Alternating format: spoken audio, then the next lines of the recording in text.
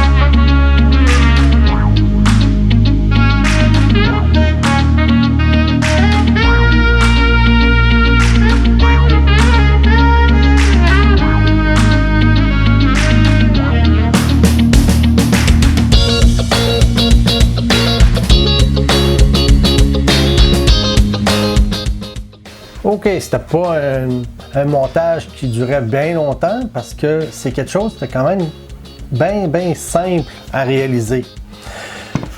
Voyez-vous, j'ai eu besoin d'un Arduino Nano, des strips LED et puis d'une petite sonde là, pour le planter dans la terre qui est à l'intérieur du bocal ici. Une fois on a mis la terre et la plante, on a une sonde juste ici qui elle va être dans la terre.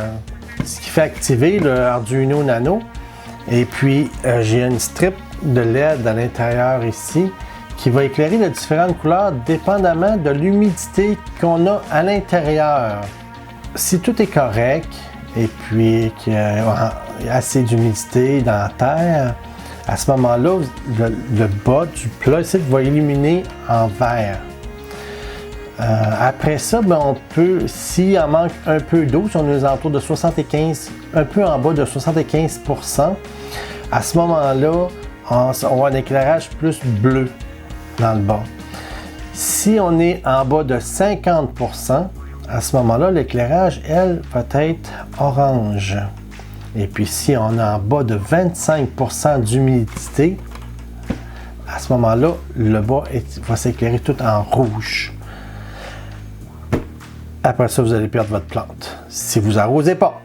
OK, c'est beau pour ça. Maintenant, la sonde ici à l'intérieur, OK, elle est interchangeable parce que ça peut s'oxyder avec le temps.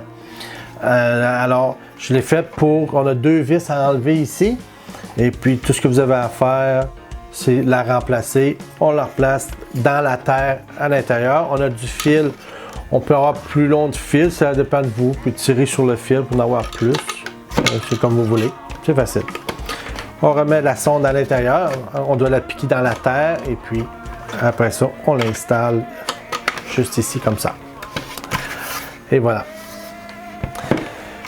Sinon, c'est une vidéo qui est aussi simple que ça. Pas grand-chose de spécial. Encore une fois, si vous êtes intéressé à la fabriquer, vous allez tout simplement sur mon site rockprint3d.com.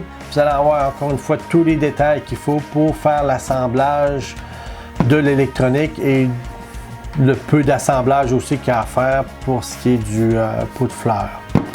Et voilà, c'est tout. On va se dire à une prochaine vidéo. Bye bye!